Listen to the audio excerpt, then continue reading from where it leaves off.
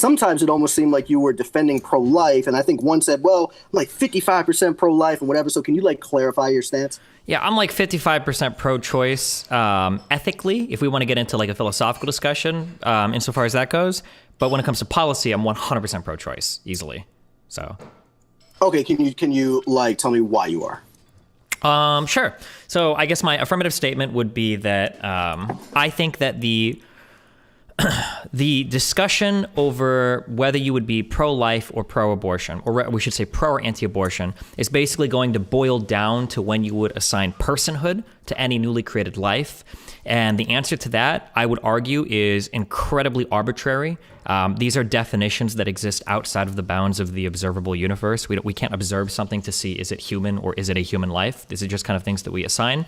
I recognize that there are several different assignments to this. So the two most common are one at the moment of conception and another one once something has become sentient or gained consciousness. I don't see a good reason to pick between the two of these. So since I don't see a good way to pick between the two of these, I feel uncomfortable enforcing my morality on other people via legislation. So I'd rather be pro-abortion and allow people to decide for themselves. It's essentially where it is. Yeah.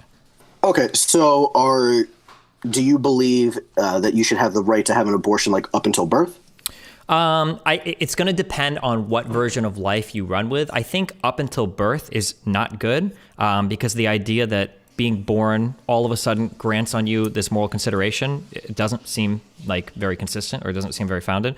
So I think that I'd be more comfortable with the, I think it's within the first trimester, you're not supposed to have a conscious experience yet. So prior to that conscious experience developing is probably okay to have an abortion. And then after that conscious experience developing, it's probably not okay to have an abortion. Okay. I'm just typing down like what you're saying so that I can kind of address it. So you're saying that, first trimester should be legal. After that, you're saying in the general sense that it should be illegal because at that point, it's more likely that you have some type of sentience or consciousness, right? Probably, yeah. Okay, understood. So let me ask you this. What exactly would I need to convince you of to get you to be more favoring the pro-life side? Is it just the personhood? Yeah, I think everything else about this discussion is a complete red herring. I think the discussion literally revolves around personhood. I don't think anything else matters. Okay, cool. So then I guess I would ask you this. So, do you need to currently be experiencing sentience? Do you need to be currently experiencing sentience? Do you need to be in a current sentient state? I think I've heard convincing arguments for prior and future sentient states that would protect you while, for instance, sleeping. So, for instance, if I'm sentient now, I go to sleep, I'm going to wake up and become sentient. So I should be protected in between the bookends of that, right? In having sentience at one point, sleeping, and then gaining it when I wake up. So this means that once people are dead, they've had sentience, but they no longer will, so you can dispose of the body. Or before people are born, you don't have sentience, and then at some point you develop it, and then you would be protected past that point, yeah. Yeah, I completely understand. So I would actually argue that that you are actually sentient when you're asleep because, I mean, you still do have some subjective experience. I mean, you can still dream and so on and so forth. But I'm not gonna be real pedantic there. So well, we can. I would super disagree with that, but it might not be relevant to this conversation. Yeah, exactly. It's not even gonna be relevant. So okay, I'm just gonna move forward. So all right. So for somebody who's like, what would you say to somebody who is under general anesthesia? So general anesthesia is different than just a vegetative state. It's different than being asleep because you have no consciousness and no subjective experience. I mean, you can't even breathe on your own. You need some type of artificial thing to help you breathe. So should that person be granted the right to life? And if they should, why should they? Yeah, they should because they had a prior experience of consciousness. Generally, when you undergo anesthesia, this is like an agreed thing that you do. And then past that, you are going to have a conscious experience afterwards. So you're bookended by that. You have consciousness, you temporarily give it up for general anesthesia, and then you'll regain it once you awaken again. Understood. Okay, so I guess then I would ask you, why do you think that previous subjective experience matters more than future? Because I think that if I were to grant that we ought to provide moral consideration to things that don't exist yet, it would open up 7 million different weird can of worms that I don't know, we would end up into all sorts of moral problems. Like if I were to point to where a building is going to be built, and I would say we ought to treat this like a building, it doesn't make any sense because there's no building there yet. I think that you can only begin the consideration of something truly like once that thing, I guess reasonably, once that thing has started to exist. Otherwise, there's no moral consideration there until the thing actually like has a shape to give moral consideration to. Right. But so so kind of like where I'm going with it is, I would tell you, I think consciousness is fine to argue because, I mean, I think it makes rational sense that consciousness is like what makes me me and what makes you you. You know what I mean? Like if you're like brain dead, right? Like we say that you're dead. It's your cardiovascular death or brain death. You're dead.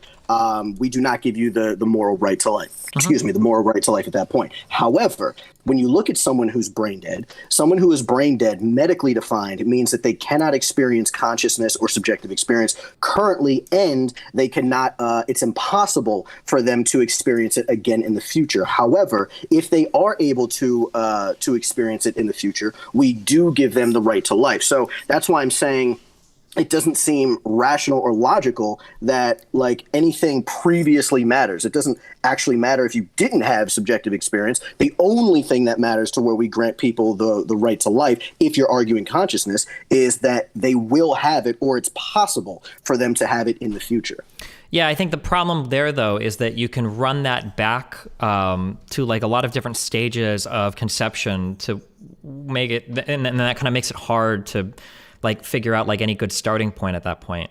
So like, for instance, we could say that a zygote at some point will experience consciousness, but not really. A zygote never can, right? It has to grow, it needs nutrients from the mother, and then it grows and divides. There's a whole bunch of other stuff with external resources. We could run that back and say that a sperm at some point, when it combines with an egg, will experience like it feels weird. When I say feels weird, I mean because we don't get a consistent start there then. Well, no. No, to say that like a zygote is going to experience sentience in the future, it's like, well, no, not exactly. Not if you put it in the stage of a zygote, right? Because a zygote is just it's a developmental stage of like the human condition, right? That's like saying, okay, well, a toddler has the potential of having a child. Well, no, like when you go through puberty, you have or not a child, like an infant. Let's say like an infant has the potential to have it. And so, well, no, an infant doesn't. Like if you have puberty, then yeah, sure, but that's at a different stage of development. So I just would say that's just that's irrelevant. Yeah, but I guess the problem I would say it's a false comparison, is what I would say.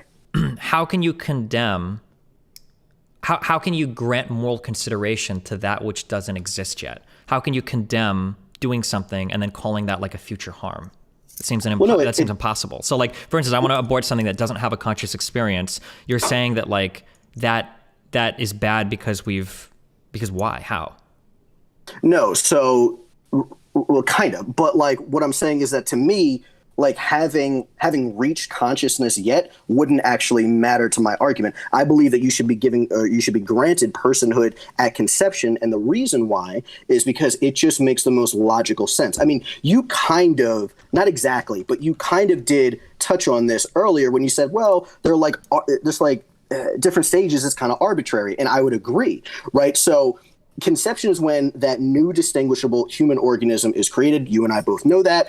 But any expansion of that organism, like sentience, birth, heartbeat, whatever, it is completely arbitrary, right? So we can go from a zygote to an embryo to a fetus to a neonate to an adolescent. Every single milestone after conception is just part of a human's developmental process. So because of that, the most logical conclusion of when personhood starts would be the beginning of that new organism's life.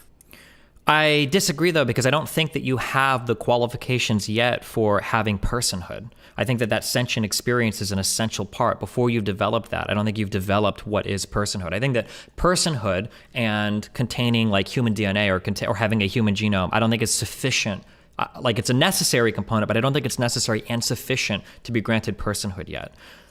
No, I understand what you're saying, but it's just like, it seems just like circular reasoning, right? So like I'm telling you that, or I'm asking you, why should previous sentience matter more than the future? And you didn't actually give like a logical reason. You said, oh, well, just because they haven't reached it, right? Sure. So that's like a begging the question fallacy. That's circular reasoning. That doesn't actually matter. I'm telling you that based on logic, based on the logical situation that I gave you, it's like, okay, well, if everything is arbitrary, which we agree, if everything is arbitrary, then the most logical reasoning would have to be the beginning of that organism's life. Yeah, so I agree with every single thing you just said. I think that to some extent I employ some circular reasoning, and I think that to some extent I beg the question. But I already agreed with this. This is why I say that. Hey, I appreciate you saying that. Yeah, man. this is why I agree that abortion should be legal, because I think that you're begging the question as well. Your form of begging the question is when you say based on logic. The problem is that you're based on logic. That sentence is doing all the heavy lifting for you, because you say that based on logic, from the moment of conception, it ought to be granted personhood. Well, why? You can never justify that statement, just like I can't justify my reliance on sentience. And because neither of us can justify our reliance on these two things, it brings me back to my opening point of the debate that both of us fall down this hole where the answer exists somewhere outside of the bound of human knowledge. So I have to contend with people that want to have abortions because I can't force my morality onto them. Because at the end of the day, we're both begging the question. You're saying, well, I mean, based on logic, it should start at the moment of conception. And I say, well, based on logic, it should start at the moment of personhood, which is sentience. And neither of us can really get either argument off the ground, except I would argue that with mine, I don't carry a whole bunch of bad baggage, but with yours, I think your argument is defeated by a bunch of really bad moral baggage that comes along with it.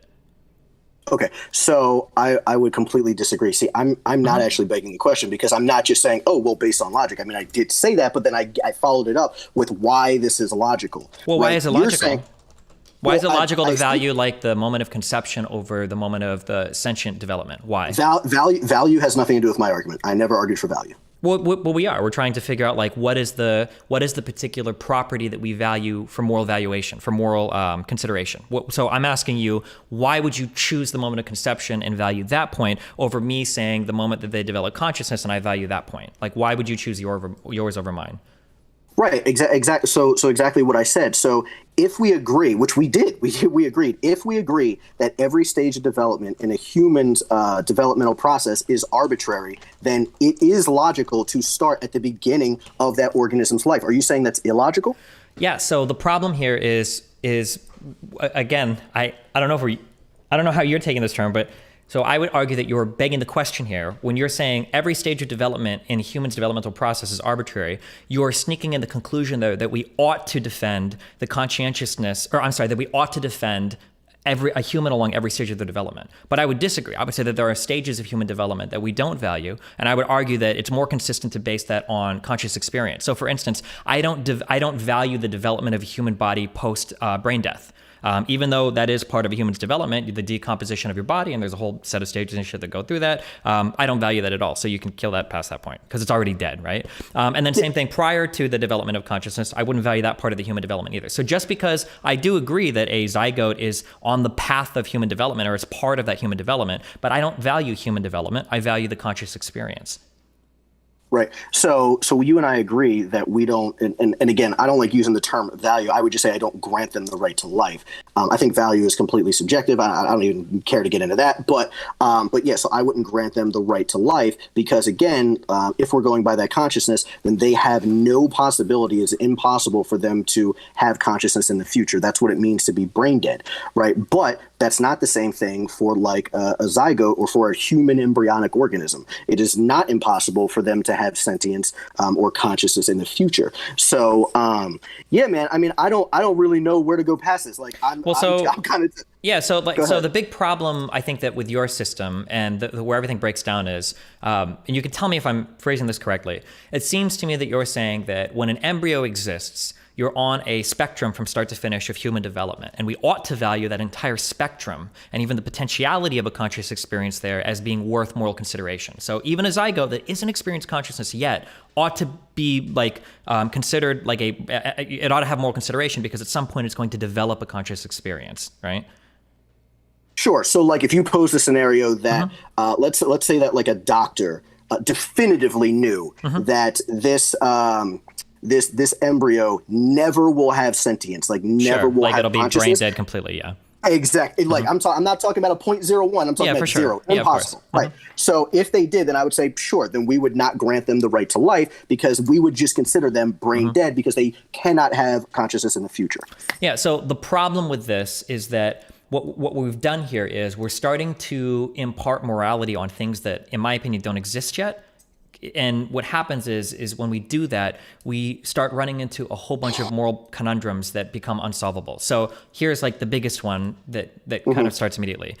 if I were to take your moral system here, that we ought to value this thing at the moment of conception and we ought to value its experience, the conception of every single person is inherently an immoral act because you are submitting somebody that didn't consent to it to potential harms in the future. And if you're going to consider potential harms of things that don't exist yet, you have to consider like the both sides of it. And I don't see how you can ever morally conceive. What are you talking about? Like a what the fuck is a neonatalist? What the fuck Sure, is that? Antinatalism is essentially this. Yeah, are you? Mm-hmm. Yeah, so like I don't really understand that argument honestly, because when I look into, and I haven't dove real big into it, but when I looked at it on the surface, I'm like, okay, I think the argument for them is that because you're subjecting them to some form of harm, that it's immoral to even conceive them in the first place, right? Is that the argument? Yeah, correct. Yeah, so the reason why I don't understand that whole thing is because, well, at what point is someone's like happiness, or when does that outweigh harm? Well, it never does. Those two things aren't measured against one another ever when we make those types of moral considerations.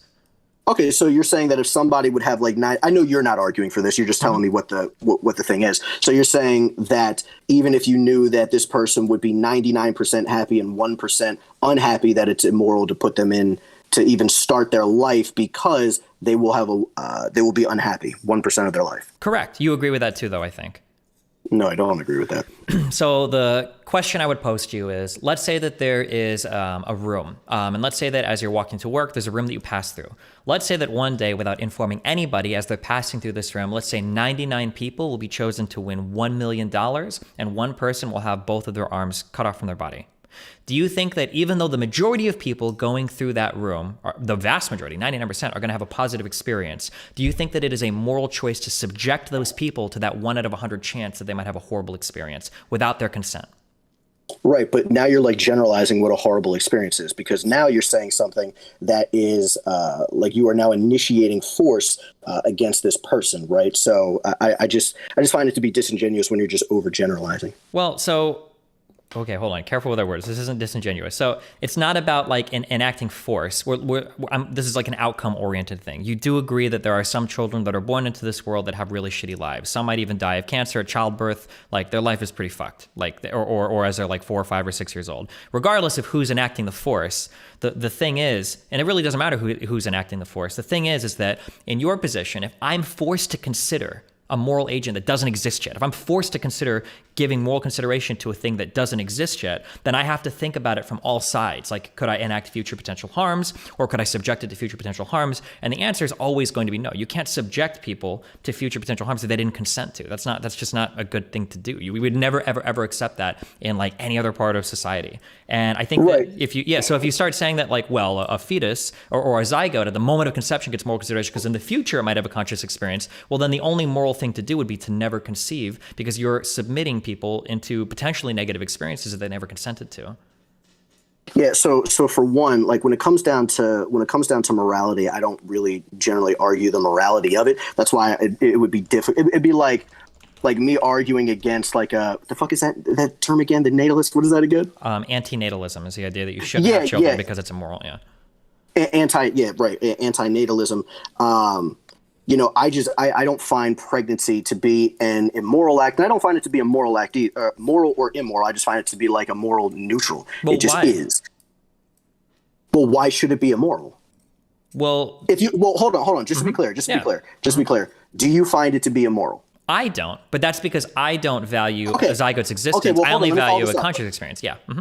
Okay, so let me follow this up. But here's the thing. So if you and I both agree that it is not immoral to conceive, then it doesn't actually fucking matter. Like that would just go into some other conversation that I don't give a shit about. So like if we both agree that it's not immoral, then who fucking cares? Well, because I don't know how you can say it's not immoral when you're trying to value future conscious experience. You might be creating a negative future conscious experience, and you might subject them to potential harms. I'm not valuing future conscious experience. I'm just valuing the one that exists right now. So if somebody's pregnant and there's a zygote in there, there's no conscious experience. There's nothing to defend. There's nothing to protect. If you have an abortion, it's fine. Once that conscious experience develops, well, now we have to grant it some form of personhood. And in our society, we ought to be protecting personhood, if for no other reason, because we all have personhood that we want protected. But I don't share anything in common with a zygote because it doesn't have any sentience developed yet. No, I understand, but But what you're saying, like, actually isn't correct. You're saying that you don't value future subjective experience, but you actually do. I mean, you actually said that, well, if someone is brain dead, but if they're not brain dead, if we knew that this person is going to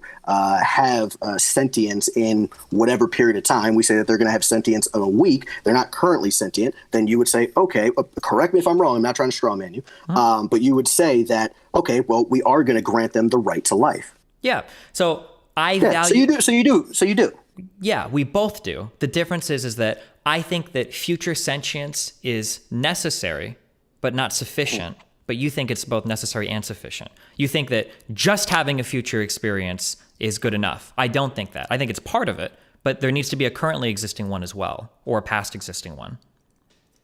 I understand that, Destiny. And I agree with you on the one part where you said current. So if we're going by consciousness, right? So currently or can experience it. So it's like the perspective capacity, meaning of now or in the future. So okay, so if you have the perspective capacity of sentience or subjective experience or consciousness, whatever the fuck you want to say it is, then I'd say fine, of now or in the future. Sure. But there isn't. You haven't rationalized like why the previousness matters. You just keep saying, well, it doesn't exist yet. That and I mean, you did agree. It's like, well, that is kind of begging the question. And yeah, because I've answered that. Yeah. So the reason why I don't know how to get past this point. So I mean, I've answered it. The reason why I don't consider things that don't exist yet is because to do so would necessarily open up so many moral conundrums, like the antinatalist argument, that become unanswerable. If I'm supposed to consider the morality of things that don't exist, there's like an infinite number of equations now that I have to constantly balance in my head that we all have to consider, like, okay, well, this person doesn't exist yet. Would it be immoral for us to build something here if in the future it could harm a potential person? Like, if I put a piano here and it falls in the future and it kills somebody that doesn't exist yet, am I already committing an immoral act? Like that, I don't think that you can consider things that don't exist yet. How are you defining moral? How are you defining moral? When I say moral consideration, I mean something who... No, not moral consideration, just the word moral. Typically, if we say something is moral, we're saying, like, is it righteous or is it like a good action, right? Is it something we ought to do? Yeah, I don't really care about that part when we're talking about the abortion, just because, again, like I could find it moral or immoral, but I think that morality is I think everybody has like their own moral, like whatever, moral ethical standard. The only thing I care about is just like if somebody should be given the right to life. It doesn't even matter if you think it's moral or immoral, or if somebody should or shouldn't do it. It's just like, well, look, like legally speaking, should we give them legal protections, right? Should we give them the same legal protections as everybody else? Well, these are all moral questions, right? And even when do we define a life? No, agree. No, sure, that's fine. I'm just saying that, like, I personally just don't focus on just saying like moral or immoral. I only talk about, look, should it be legal or should it be illegal? Well, but not really. We're talking about the morality of this right now. We're not, right? That's what we've stemmed down to. When you're telling me when we ought to value the existence of something, these are like normative moral statements that you're making. These are like, this is like what we ought to do. I'm not saying value. Well, Destiny, I already told you that. I'm just saying if we should grant them the right to life. Well, yeah. So you're valuing them as being a living person, right? But let me here. So for instance, like I value my dog's life more than your life. Right. So I value my dog's life more than like anybody's life on this fucking live stream. Right. But that doesn't mean that I don't understand that you have the right to life and I can't take your life from you. Sure. So when I say value, I don't mean like personally, subjectively, how do you value different things in your life, right? I would expect one guy to value his dog over the life of like 10 strangers. That would just make sense to me. But what we're saying is that like from like, we're at the level of, I think, meta-ethics. But like what we're saying is when ought we value an individual as like as something that we give moral consideration to? That's what we're asking, right? Yeah, I think we're saying the same thing. I think I'm just nitpicking the term value, but we are just talking about like giving people the right to life. Yeah, giving people I don't like saying the right to life, but giving them moral consideration, because life doesn't really mean anything, right? Fine. Yeah. So sure. I don't see what point there is. Or I don't see how you can ever convince me, like, well, we grant personhood at conception versus me saying, well, I grant personhood at conscious experience, when I feel like your definition for that leads into weird things. We have to value future persons that don't exist yet. And then my definition seems to consistently answer for like all stages of life. Yeah, but that's just like a slippery slope fallacy. So you're just talking about, oh, well, these other things might or might not happen, when I'm talking about like just is it right or is it wrong, or not even right or wrong. Is it more rational, or is it less rational? Well, so a slippery slope fallacy is when I say A will lead to Z without being able to demonstrate logically or deductively why A would go to Z. I think I have shown you at least one big problem with your defining life as like a person that doesn't exist yet, and I can demonstrate why this is a problem without it being a slippery slope fallacy. Not all slippery slopes are fallacies. There are indeed some slippery slopes.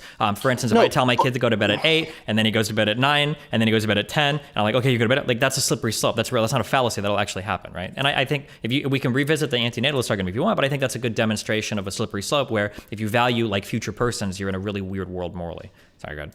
No. So like slippery slope fallacy is just saying that, look, this action we shouldn't do because it could or may lead into those other things. Even if you back it up by saying, look, there are these things that show that it is likely, it doesn't matter how likely, how unlikely it is, it still is saying that, no, it might lead into this. Unless you say definitively this happens, then it's different. But again, who fucking cares? Well, so that's anyway, a really important point, because that's not a fallacy at all. It's totally legitimate to say we shouldn't do this because it might lead to this. So, for instance, well, you said that it's a slippery slope fallacy if I say we shouldn't do this because it might lead to one thing. So if I've got 3 friends and we're going to go camping and I say, well, maybe we shouldn't go without any preparation because we might die, and they go, it's only a 40% chance we'll die. That's slippery slope fallacy. Sorry, we're going to go camping. Well, no, that's actually a legitimate use of a slippery slope. We could go into the wilderness, we could get lost, we could get eaten by a bear and die. It's only slippery slope fallacy if you say something but you can't connect the two. So if I say we shouldn't go camping in the forest because aliens might abduct us because I heard Bigfoot is out here, well, now it's a slippery slope fallacy. You haven't demonstrated reasonably how are you going to get from going to camping to having an abduction by an alien. That would be a slippery slope fallacy. It's totally legitimate to say you could go from A to B if you grant something happening,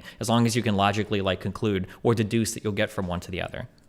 No, so for one, when we're talking about a slippery slope fallacy, I'm not saying just because it is a slippery slope fallacy that it means that your assertion is incorrect, right? Just the same way if like I ad homed you right now, it doesn't mean that my premise is wrong, right? It just means that I'm ad homing. It's just a type of fallacy, right? So I'm not saying you are wrong. I'm just saying, well, I'm more so saying that, well, just because something might happen, right, or might not happen, isn't enough to say, oh, well, we ought not do this. Specifically when we are talking about something like the right to life. I think that we could go into your scenario when you're talking about going into the fucking wilderness, and we can go ahead and deconstruct that. And I think that that's fine. But when we're talking about strictly like people's rights, I'm like, I don't think that we should, like, for instance, here, I'll give you an example. So I don't think that we should take away people's gun. Like, even if you could definitively show me through data that if we took away people's guns, that it would make us more safe. Like, it would just make us more safe. I wouldn't really give a shit. It's like, oh, well, when you have guns, it leads into this, and it leads into this, and it leads into this, right? So I don't care enough about that to where it's like, well, we shouldn't violate these rights of people for that. Do you understand what I'm saying? Yeah, I think so. I don't think we disagree, but. We don't disagree, but here's my issue with you, not with you, but just with the whole conversation. I don't really know how to get past this point now. Like, we're kind of just stuck on, I find it to be more logical that we're gonna grant personhood conception. I have to ask, when you say more logical, because that word is doing a lot of heavy lifting, and it's a little, because I could say that my argument is way more logical than yours, but that doesn't mean anything, right? So logical just means that we have conclusions that we can deductively reason out from premises, assuming some foundational logic, right? Hopefully, most of what we're saying is logical. Sure. So I need to ask, so I can't I can't just let you say like, well, my definition is logical. Well, both of our definitions are logical. We're not arguing over the logic, right? We're arguing over like some presuppositions that we're making. Our logic is sound, I would hope, but actually, I guess no, because I'm challenging your logic. I can't just let you say like, well, mine is logical, because I'm going to say mine is logical, because we both think our arguments are logical, right? Okay, so to be clear, I don't think that I said that just mine is logical and yours wasn't. If I did say that, then I will revise what I said. I don't think I said it, but if I did, I'll revise. Okay, yeah, sure. I'm just making sure we understand that. Yeah, I'm talking about that. I find mine to be more, or let's say more reasonable than yours, because, and I'll follow this up again.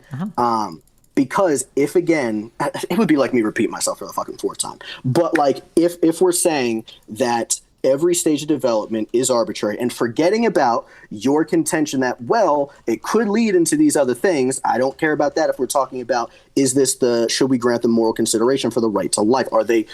Is it rational for them to be considered a person, right? If we're saying that every stage of human development is arbitrary, every stage. I mean, you don't even go through meiosis until like you hit fucking puberty, right? Your brain doesn't stop developing until you're 25. You don't go through any of these things. You don't stop doing any of these things. I mean, every milestone is really just to get a person to die at the end, right? It's just to reach the end of one's life. So if we're saying that every can I ask you a question about that? When does life end? So when you say life, what do you mean? Like when does? What do you mean? You said right to life. No. What do you? I'm curious what you mean, because you said we develop to when life ends. So I'm asking you, when do you think life ends? Right. So if you're talking about life just as the term itself, I think that, I mean, we could get kind of pedantic there. Like life, I mean, technically, if your cells are living, then we would say that that is a form of life. Correct. But if we're talking about like a human's life, like where we give them the consideration for life, then there are two different types of death. To my knowledge, maybe you can find some other, but I believe it's just cardiovascular death or it's brain death. Correct. And what do both of those usually signal for what we consider to be death? What do you mean? Like, what's leaving us or what's ceasing that we consider like, okay, this person is dead now? It's generally the end of a conscious experience, right? Like, because there's a lot of development that happens in the body post-death. I think your nails and hair continue to grow. You can get an erection. It's true. Mortis, yeah. But it seems like here we would say like, oh yeah, the conscious experience is over. They've died. They're gone. So like, I just run that back to like, okay, well, once your conscious experience has begun, well, now you're alive. And you're alive until your conscious experience ends. I don't know. I feel like, let me answer. Yeah. Yeah. So like I said, so yeah, sure, agreed. So when we're talking about like brain death, yes, it is if you cannot experience consciousness now, and if it is impossible to experience in the future. That's the important part. So again, like a fetus, it's not impossible for them to have that in the future. But also, I mean, you could also get into some other really interesting like thoughts. I mean, if somebody is cardiovascular or like their heart stops, right? So if someone's heart stops, there are studies out there that show that your brain is active for, from some say from like a few minutes to some say maybe an hour. Sure. You know what I mean? So then we would be like, okay, well, should we or should we not keep trying to resuscitate for that full hour? What if it was like a day? What if it was like 2 days? Well, let's consider both ends of this thought experiment. I have a feeling we'll both come to the exact same answer. Let's take two worlds. Let's say that in to be clear, Destiny, to be clear, I haven't given this much thought. I'm just like, it's interesting to think about. I understand. It is interesting, but I think that the answers, I think we intuitively come to answers that I'm going to say agree with my position, but of course. So like, let's just consider both of those things. Let's say that in one world, we can infinitely keep a person's heart and cardiovascular system running. So all the lungs are pumping and the heart is going, and it's all through artificial machinery. Let's say that we can do that in one world, but the brain is dead forever. And then let's say in another world, we can keep the brain alive forever, but the cardiovascular and all the other parts of your body are pretty fucked and dead. Which one would we consider living and which one would we consider dead? Or which one would we consider immortal and which one would we consider like dead?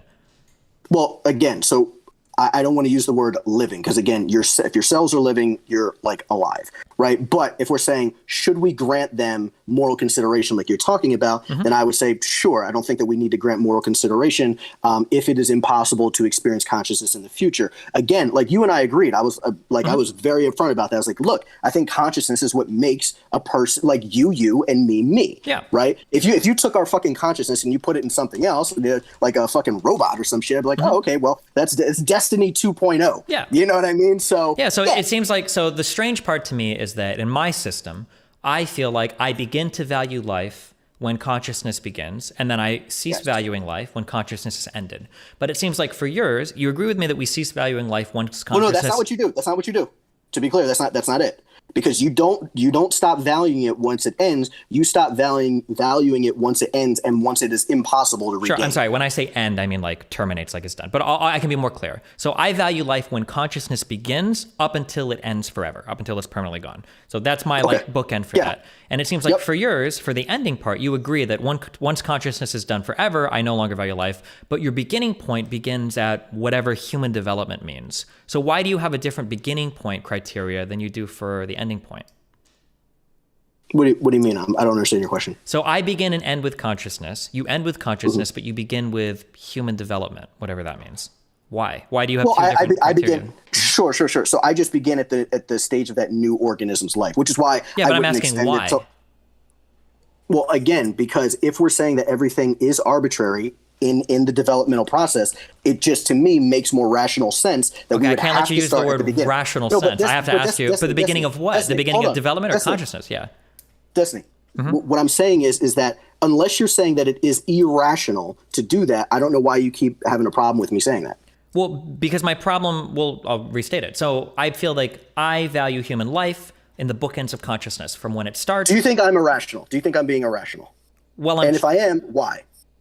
Well, I'm challenging your premise that you ought to begin to value human life at the moment of conception, because I don't know why that's a valuable point. When it doesn't seem like you care about that development past that point, like you're choosing to care about development at the beginning of the organism's life, but then to figure out if it's dead or not, you don't look when development has ceased, you look at when conscious experience has ceased. That's why I don't understand, because it seems like you're picking one at one stage and then picking another at another.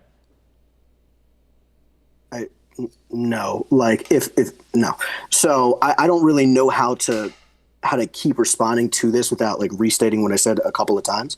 But yeah, I mean, I don't know how to get past this point with you, Destiny. Well, yeah, so my only question is, I guess I'll try to ask a final time. Why do you believe that you ought to value the beginning of the development of an organism and not the beginning of the conscious experience of the organism?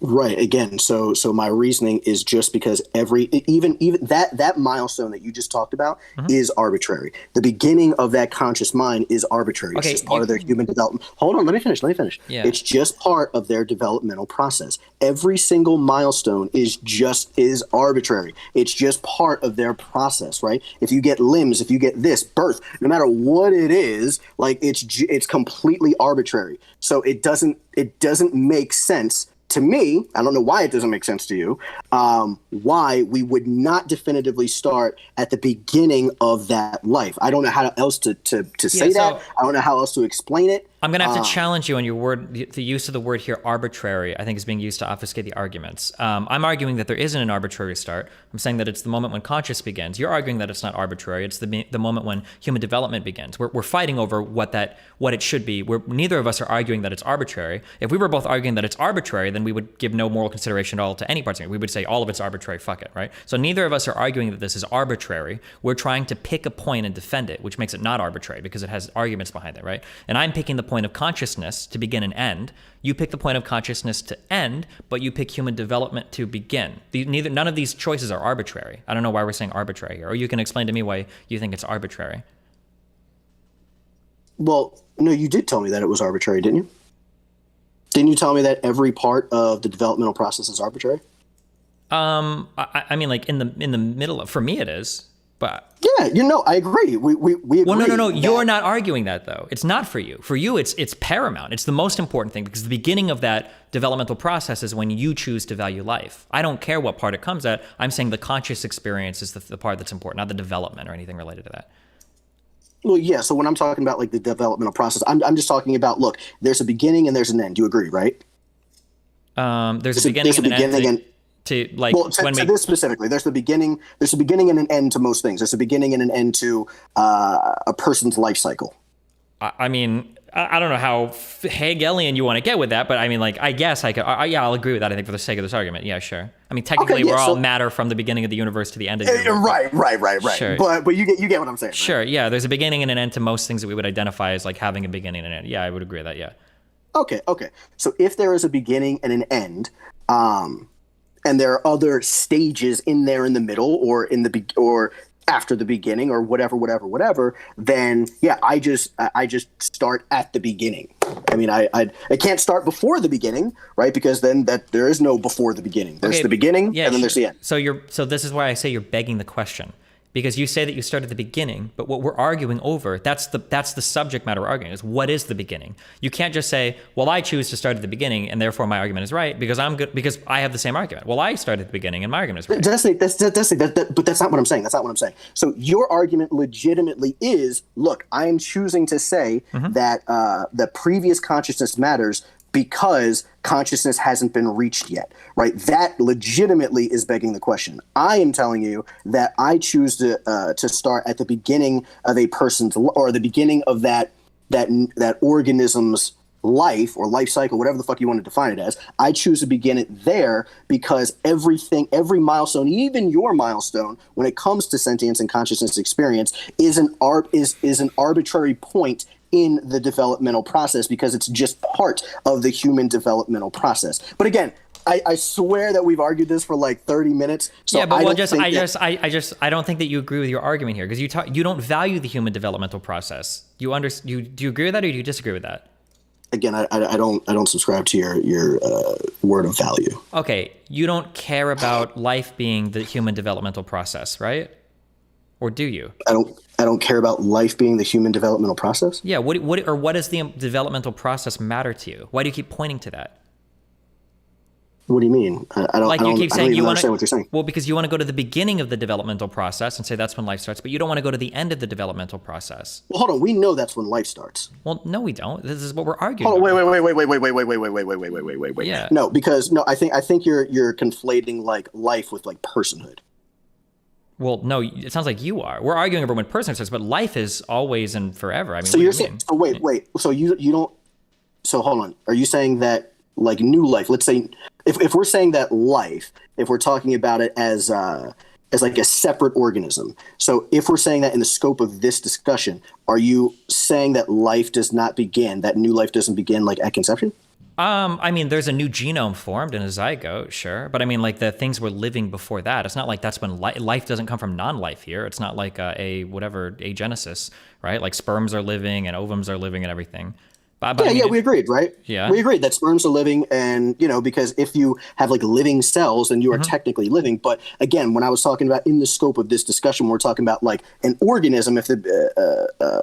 If we're saying that life in the scope of this discussion is, all right, that new organism's beginning, well, you should agree that, okay, that new life starts at conception. I mean, you should agree with that, right? A new human life does, sure. But we're not arguing over. Yeah. Yeah, but we're not arguing over. I just wanted to make sure because some people have made that fucking argument that life doesn't begin at conception or new life does. I'm like, no, that's scientifically okay, sure. inaccurate. But, so again, to back up, the problem isn't how we define life. The problem is that you're choosing to start. I don't know why I can't use the word value. You're giving moral consideration to things at the beginning of their developmental process, but you don't go to the end of the developmental process. You just go to the end of their conscious experience. So I don't know why you would start with developmental processes and then end with conscious experience instead of just starting and ending with conscious experience. Why don't you think that I do it to the end? What do you mean? Because the body continues to develop post brain death.